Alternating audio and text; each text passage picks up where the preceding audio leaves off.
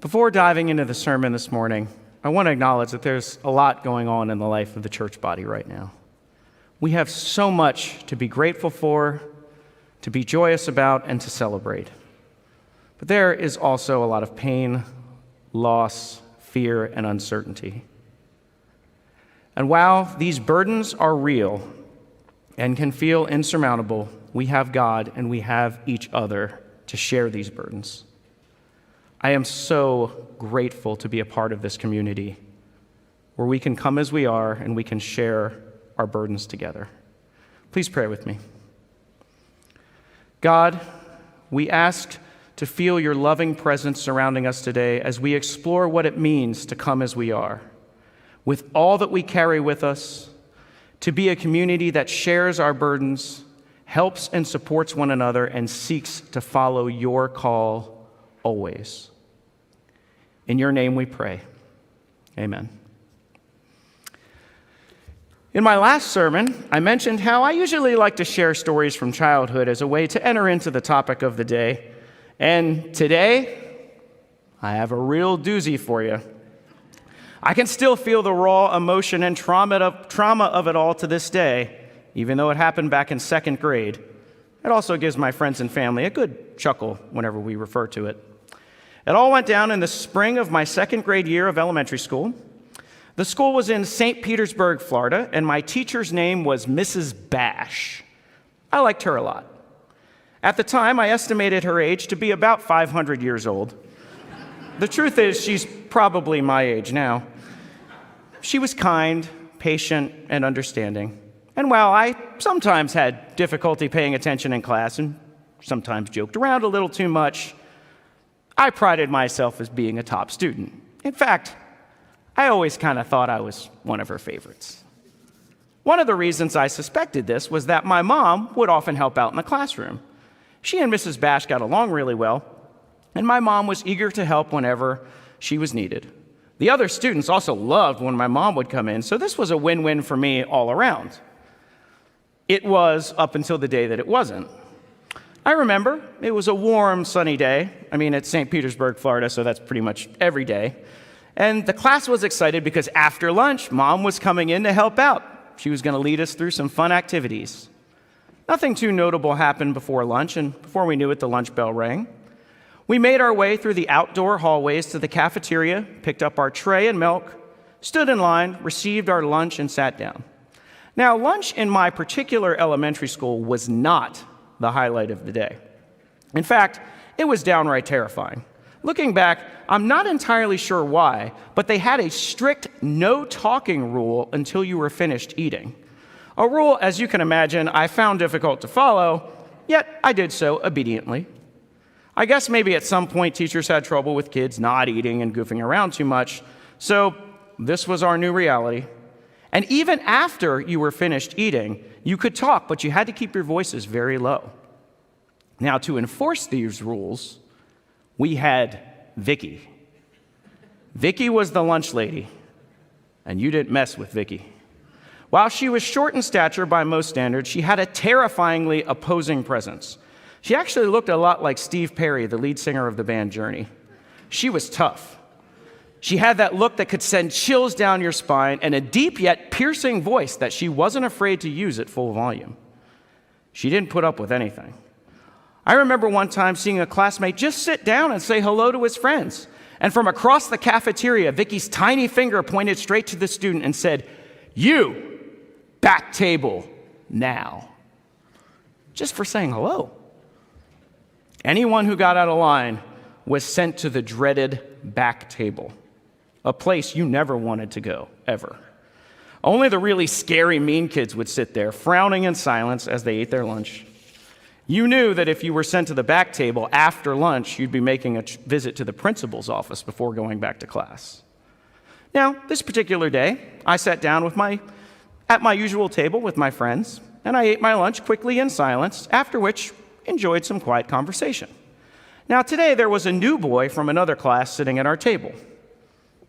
I thought he was okay, I guess, but seemed a little bit rude and tried to dominate the conversation with whatever he wanted to talk about, which for some reason that day was a topic he called cuss words.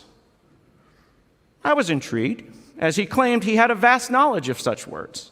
In fact, he went so far as to claim that not one of us knew more about this stuff than he did. In fact, at one point, he challenged my group of friends to see if we knew of any such words. Now, in my mind at the time, this is where slightly rude new boy made a fatal error. You see, I had a secret weapon in this challenge that gave me an all too unfair advantage. My father. My dad, a very proud Navy veteran, salesman, and lifelong musician, could be described much like Ralphie described his father in A Christmas Story, one who worked in profanity the way that other artists might work in oils or clay. It was his true medium, and he was a master. My father, blessed with the gift of gab perfect for a salesman, possessed an extensive vocabulary, allowing him to expertly and eloquently intertwine complex graduate-level English vocab words with colorful metaphors that were, say, slightly more colloquial. Eager to share my gifted knowledge with the group, and to put the new rude boy in his place, I found a small piece of notebook paper and a pencil, and I wrote down several of what I was pretty sure could be classified as bad or cuss words. I proudly, yet humbly, handed the boy the piece of paper, declaring I was pretty sure these were some of the words he was talking about. Almost immediately, at a speed faster than light, his hand thrust towards the sky, and before I knew it, the lunch lady, Vicky, came over. The boy callously handed the paper to her, pointing at me, saying, "Look at what that boy wrote down."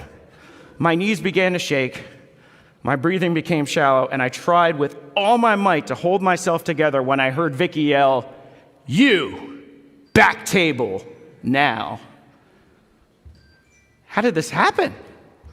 I mean, it was like some bad dream. I was sitting at the back table. I could feel tears welling up inside of me, fighting to burst out, but I was trying my best to stay calm and hold myself together. But the longer I sat there, awaiting the dreaded fate of going to see the principal, the harder it was to keep my resolve. There were 2 other boys at the back table with me that day. None of us really knew why the others were there, but unlike me, they seemed much more at home. I got the sense this wasn't their first time sitting at the back table. And while they were much older, bigger, and scarier than me, they didn't seem fazed by me being there at all. They just sat there, frowning, eating their lunch in silence. Then it was time. Lunch was over, my friends went back to class, and Vicky escorted the other 2 boys and I swiftly to the principal's office. By this point, I gave up on holding anything inside me anymore. I was crying hard. I sat in the waiting area, tears rolling down my cheeks. And finally, the vice principal, who was super nice, came out to meet me. The other 2 boys were meeting with the principal, so I would be meeting with the vice principal that day. I went into her office, stood by her desk as she sat down and asked what happened and why I was there. I tried to explain, but I was too much of a mess to say anything understandable. I was crying, gasping for breath, stuttering, and my knees were knocking harder than they ever had before. It must have been obvious that I wasn't used to getting in trouble, and none of this happened before. She kindly smiled, helped me to calm down, assured me that I wasn't in trouble. She just asked that I refrain from writing profanity in the cafeteria in the future. After some moments of collecting myself, I started to feel a wave of peace and calm roll over me. It looked like I might make it through this after all. Whew, that was a close call.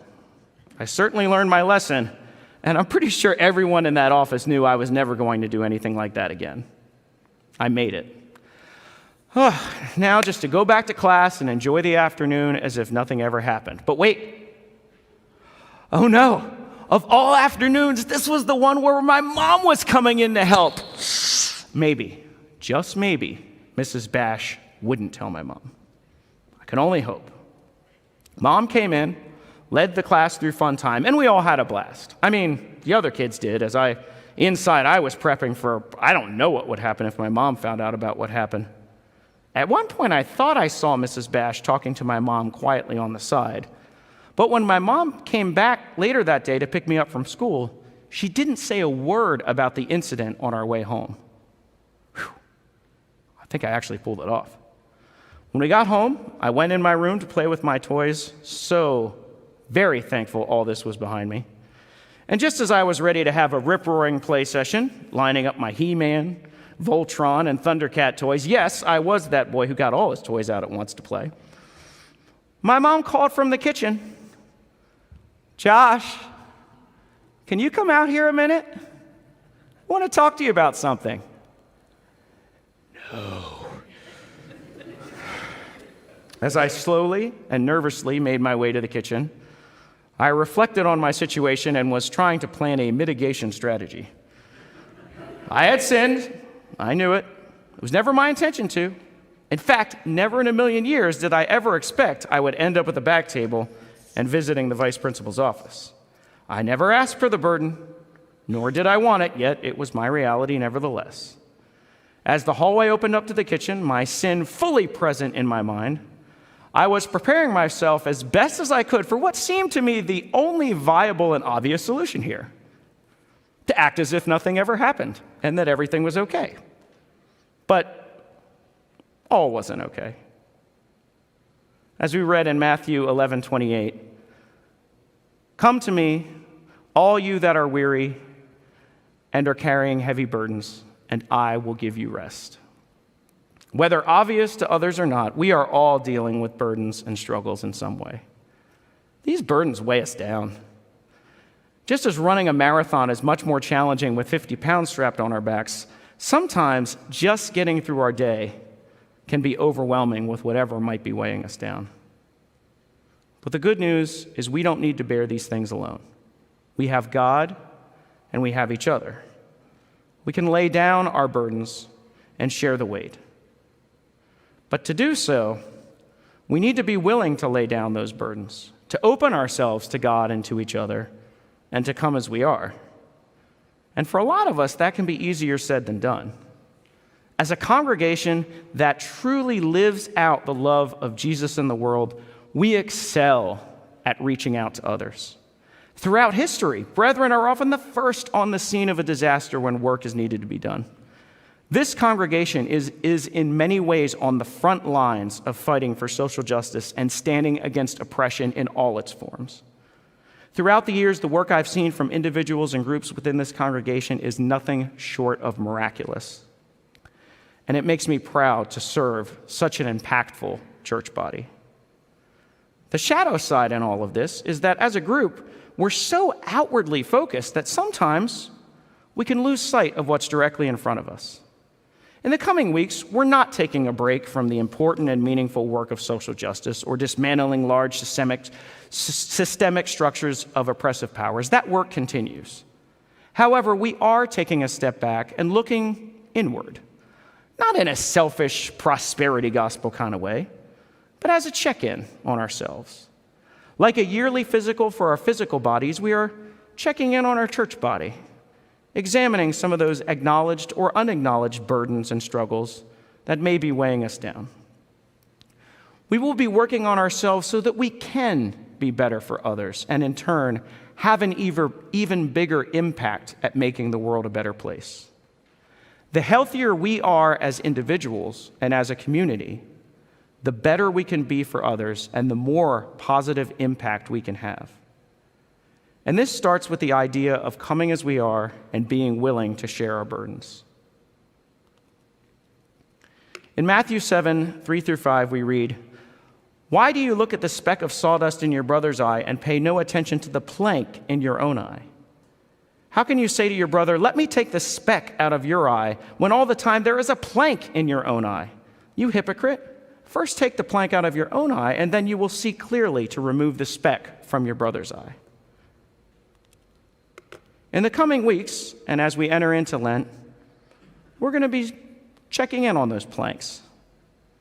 As a community that focuses on social justice, we often shy away from looking at our personal stuff because it can feel selfish. But the sad reality is that often it is those personal burdens that, if left unchecked, can cause the most damage to ourselves and to others. How many times have we seen someone's personal demons outshine the truly outstanding work they did and positive contributions they made to the world? We see examples in many of our heroes. Lema Bowie, a brilliant peacemaker who struggled with alcoholism and challenging family relationships. John Howard Yoder, arguably one of the greatest modern contributors to scholarship on Christian pacifism, whose accusations of abuse rocked the Mennonite Church and forever undermined his scholarship. As a community, we feel very comfortable naming systemic injustice in all its forms and critiquing unhelpful theological understandings of biblical concepts. But can we create a culture where we can feel as comfortable supporting each other and sharing things closer to home? Can we as easily say, I struggle with addiction. I struggle with past trauma. My marriage is falling apart. Mental illness dominates my life. I'm feeling tempted to do things that might hurt others. I struggle with the way I speak to myself. I struggle with treating my body well.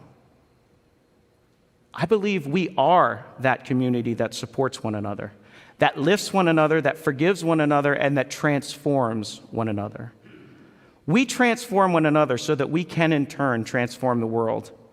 And we will be talking more about transformation next week. For now, I invite us into this idea of coming as we are and being willing to share our burdens, whatever those burdens are. As I made my way out to the kitchen to meet my mom, preparing my very best "it's all good" image, I was met with the simple question: did anything happen at school today? I don't specifically remember exactly how I started to answer, but I knew she knew, and eventually I cracked and laid it out there. Since nothing like this ever happened before, I had no idea how this was going to play out. I was bracing for the worst. And the worst happened.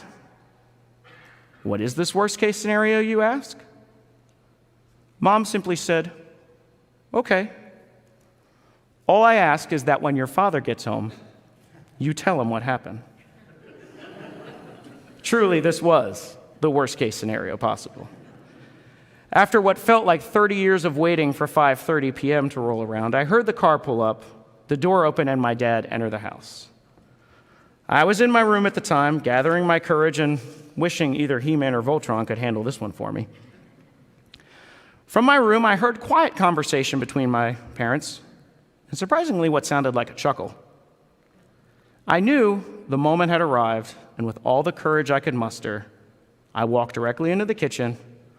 I said hello to my dad and said, "There's something I need to tell you." He said, without much of a look of surprise, "Okay, what's up?" Told him everything. No details left out. After I was finished, there was a slight pause as I braced for impact. And then, with a huge smile, my dad extended his arms for a hug. We embraced, and he said, "Son, I'm proud of you for sharing this. I want you to know that any time something like this happens, you can always come to your mom and I. We'll be there for you, and whatever it is, we'll face it together." While my childhood was far from perfect at times, and my family's level of functioning had its ups and downs, that day, we were firing on all 8 cylinders. After all that happened, the lesson wasn't about not using profanity or getting in trouble in school. It wasn't about Vicky the lunch lady, the rude new boy who tattled on me, the kind vice principal who showed me grace and mercy. It was about sharing my burdens with those I love and opening myself to being lifted by them. It was about being honest. It was about not putting on a front. It was about showing up as I was, with all my sins, flaws, guilt, challenges, past traumas, bad habits, temptations, and allowing those I love to walk that mile with me and to share that load. This reminds me of that powerful classic poem, Footprints in the Sand. One night I dreamed a dream. As I was walking along the beach with my Lord, across the dark sky flashed scenes from my life. For each scene, I noticed 2 sets of footprints in the sand, one belonging to me and one belonging to my Lord. After the last scene of my life flashed before me, I looked back at the footprints in the sand. I noticed that at many times along the path of my life, especially at the very lowest and saddest times, there was only one set of footprints. This really troubled me, so I asked the Lord about it. Lord, you said once I decided to follow you that you'd walk with me all the way. But I noticed that during the saddest and most troublesome times in my life, there was only one set of footprints. I don't understand why, when I needed you the most, you would leave me. God whispered, my precious child, I love you and would never leave you. Never, ever during your trials and tests. When you saw only one set of footprints, that was when I carried you. Next week, we'll focus on transformation. But for now, I invite us all to come as we are.